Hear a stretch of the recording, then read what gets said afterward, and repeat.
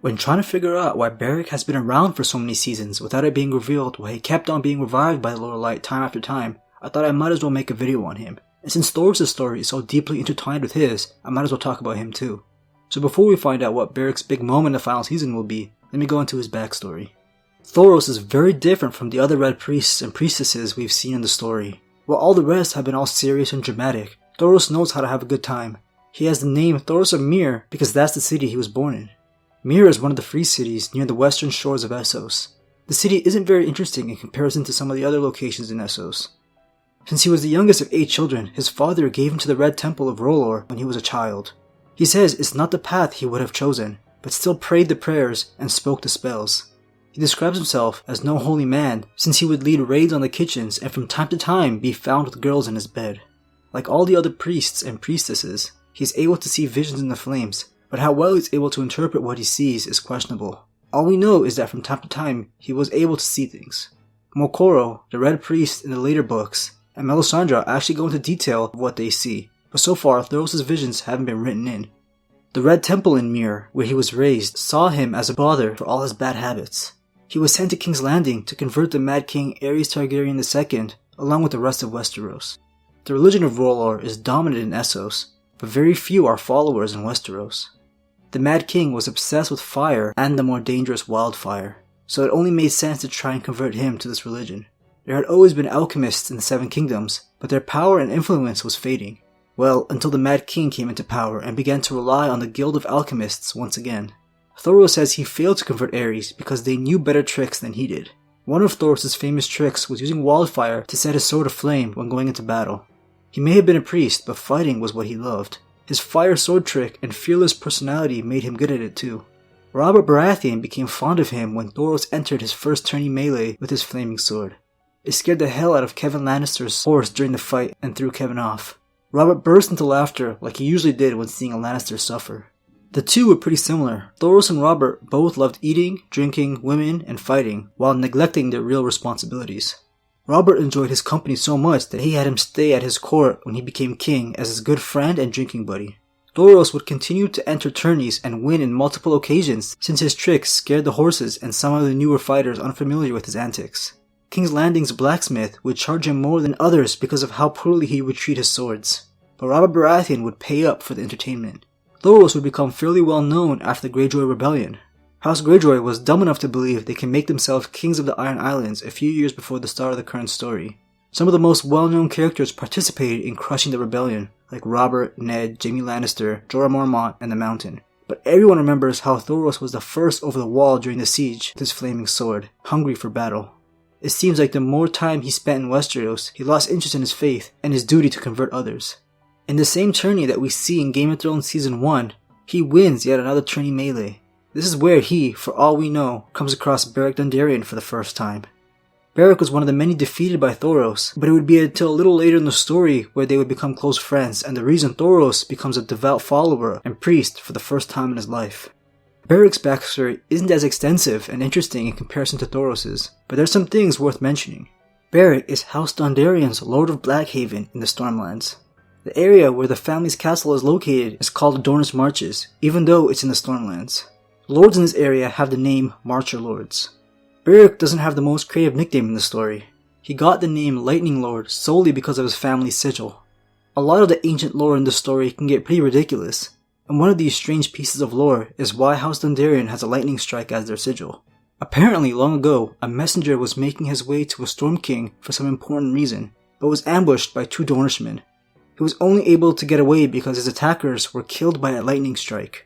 This Dondarrion made it to his king in time and was awarded lordship. One interesting part of his character left out of the show was his connection to House Dayne. 4 years before the story begins, Beric is betrothed to marry Illyria Dayne. She's actually the younger sister of Arthur Dayne and Ashara Dayne, who both died before the story. Illyria is clearly far younger than her older siblings since she's betrothed to the fairly young Beric, who's actually only in his early 20s. The fact that they have not been married after years of betrothal usually implies she was too young. Beric is shown to be older in the show like a lot of other characters. Beric travels to King's Landing to participate in the Hand's tourney that's celebrating Ned's appointment to this position. Like I said, this is where he first encountered Thoros, but it was as an opponent in a melee and not a friend. They would only actually be acquainted with one another when Ned tasks some fighters to arrest the mountain. Lord Beric Dondarrion.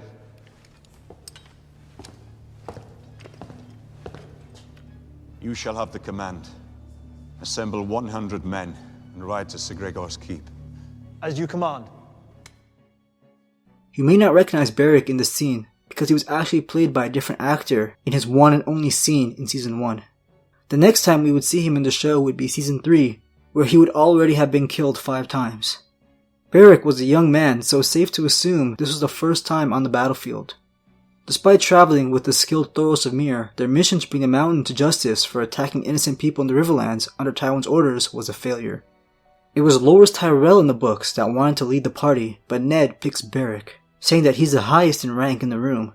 I think he picked Beric because there wasn't that many he can trust in King's Landing, and Beric and his family have been loyal to their liege lord of the Stormlands, House Baratheon. The people of the Stormlands, and especially the Marcher Lords, are known for their fighting capabilities, which may have also played a role in his decision. In total, Beric commanded a total of 100 men to hunt down the mountain in the Riverlands. The Mountain's men defeated this group, with the Mountain himself driving his lance into Beric's chest, killing him. Thoros was one of the survivors of the battle, and made his way to the corpse of his new friend. He performed a ritual in the religion of R'hllor called the Last Kiss that you do to a follower of the Lord of Light when they die. A priest fills his mouth with fire and breathes it into the dead body as their way of cleansing the corpse. To Thoros' surprise, Beric came back to life. This was not supposed to happen, and nothing that has been seen before. This ritual is done pretty differently in the show, where Thoros and Melisandre just say some prayers. In both stories, Thoros' faith in his religion is greatly strengthened, and Beric returns a slightly different man. And said the old words. Not because I believed in them, but he was my friend. And he was dead. And they were the only words I knew. And for the first time in my life, the Lord replied. Beric's eyes opened. Our God is the one true God. This doesn't stop them from continuing their mission. Instead of bringing justice in the name of the king and lords, he begins to work for the small folk, who are always hit the hardest in times of war. They've been branded outlaws since Ned, the man who sent them out, was put to death. The group was named the Brotherhood Without Banners, since they fight to protect the small folk and not under someone's sigil. They carry no bias on who they fight against, whether it be the Starks or the Lannisters or whoever. They gained the small folk's support, and new members would continue to join their cause. While continuing to fight their good cause, Beric dies and is resurrected a few more times. His second death came at the hands of Burton Craighall. Burton is a member of House Craighall, bannerman of the Lannisters in the Westerlands. He killed Beric by hitting him in the head with his mace.